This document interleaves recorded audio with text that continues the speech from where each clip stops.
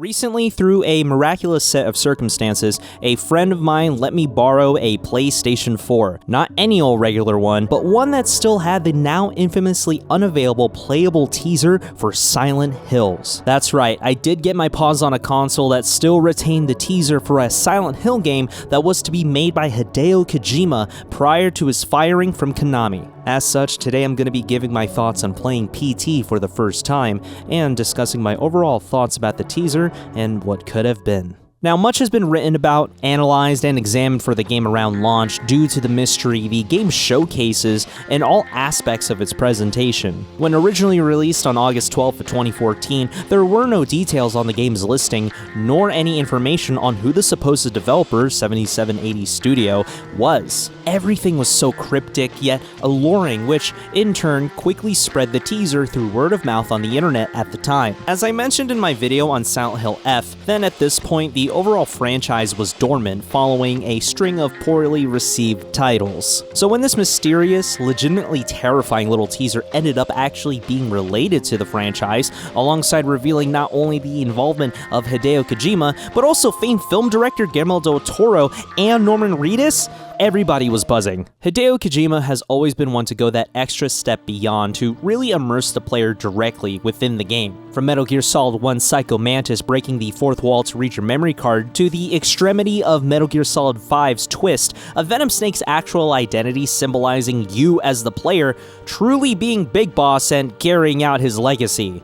If that didn't make sense to you, then that's why I didn't include a spoiler warning. In other words, Kojima recognizes the value in the player's direct experience. He's always had that tendency to utilize the video game medium to its greatest strengths, to not only tell the narrative, but also involve the player in ways most developers wouldn't think to. Take for instance this part of the teaser's final puzzle, and how it pretty much requires a headset. It's only so you can trigger a signal for the puzzle to continue. Fire! Fire! Fire! Fire! Fire! Fire! Fire! Fuck!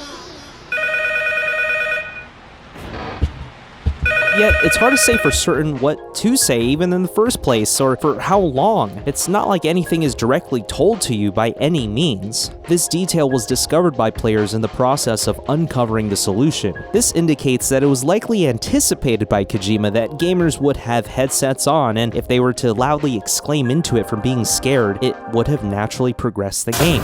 Jeez, oh my god, what the fuck? Sorry, but what the fuck? What a fucking... Did you like it?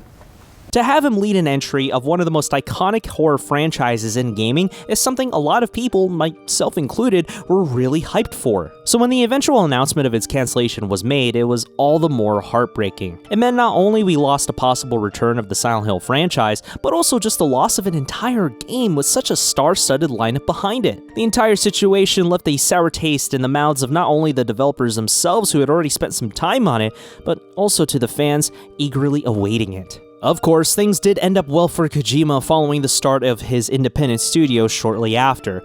There, he's much more artistically fulfilled now more than ever, without Konami forcing him to come up with another Metal Gear title. Look, even if we as fans clamor for it, diehards have picked up the pieces that Kojima was ready to move on from the series at multiple points through its history. So it leaves this particular demo for his unrealized Silent Hill game, what would have been titled as Silent Hills, all the more an enigma to behold. Despite the fact that the game was to never be put to fruition, the impact that PT left behind is still apparent. For one example, series rival Resident Evil was then in a bad spot following their 6th mainline entry, garnering a lot of negative reception due to how hard it pushed the action in action horror. Yet for its 7th entry, a few years after the release of PT, Resident Evil 7 would employ a first-person perspective for the first time in a main entry, on top of the other parallels that made the influence clear. That's just the main game, let alone that one's demo. The success of the game would eventually kickstart a new era for the series,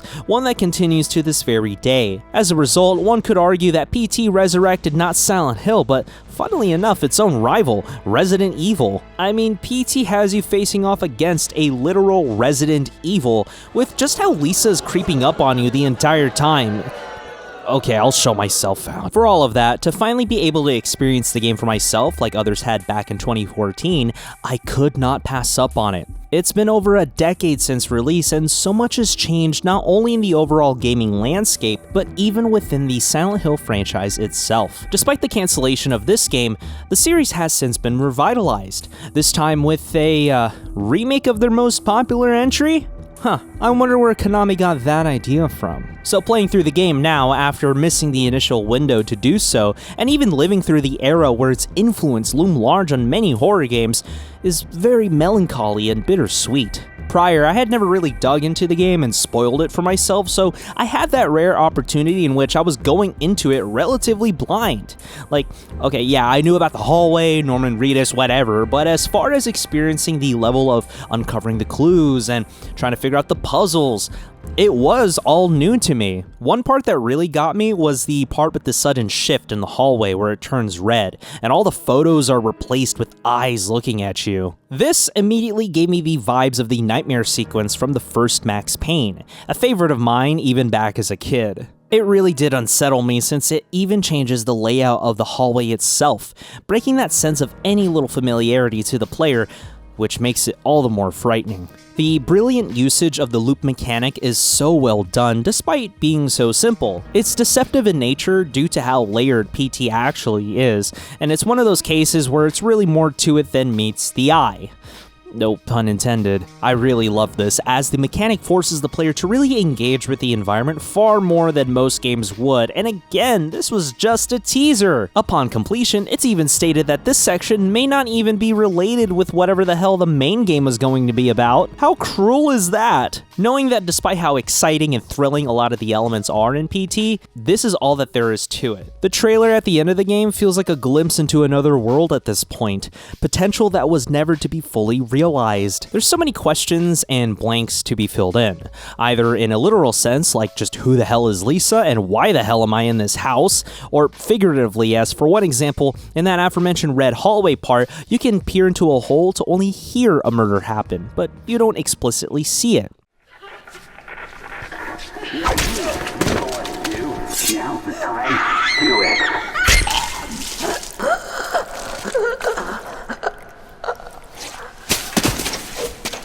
You have to fill the gaps in your imagination instead, which makes the experience more disturbing as PT is so well crafted in that regard. Playing through the game makes it abundantly clear why PT directly influenced so much at the time. It really was a breath of fresh air, and this level of execution was only for a teaser. It's still so exciting to think about the level of potential this game would have had if it were completed. I think that aspect of it is why its legacy still endures to this day. As for Silent Hill nowadays, I'm happy that it appears to be entering its own revival similar to Resident Evil's a few years back. Like I mentioned in my Silent Hill F video again, the franchise looks to be continuing to expand in new ways that so far have a lot of potential. It's great that now we're expecting a new title every year, as opposed to another decade-long drought. I'm still a bit sad though that we may have gotten this years ago with a title like Silent Hills, since for reference, prior to PT, those last few releases really were dour. This was around the release of Downpour, Book of Memories, and the HD collection that for reasons too long to divulge in this video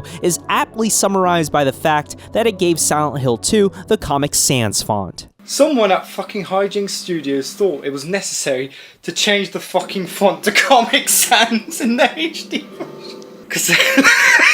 For how successful this new era of the franchise goes, it remains to be seen. But the confidence Konami seemingly has since the success of Silent Hill 2's remake and Silent Hill F is something to note. I can still clearly recall a time where it felt like, alongside Metal Gear Solid, the series was effectively over, relegated to pachinko machines or something. It may be a bit pointless to harp on what could have been, but again, I feel that it isn't without merit. Following Silent Hill's cancellation, the topic has admittedly been a sore point for all involved, and I can't blame them either for how it went down. In the end, the game ironically had foreshadowed its own fate. The narrative of a father going mad to kill their wife and children has been interpreted as symbolism for Kojima's awareness of his contentious relationship then with Konami over his games. There's a lot that comes with game development, and to produce such a big title or any real big creative endeavor, it does take a strenuous amount of time and effort to where it pretty much can be like a figurative child. Perhaps that's why in the end, there's an extra layer of sadness to this one, as everybody saw the potential it had to revitalize a series on the cusp of death. Yet, despite that, it was not only cancelled, but the only remnant left of it was delisted and no longer available for anyone to even play it. It's an odd feeling to finally be able to experience something that one had only read about prior,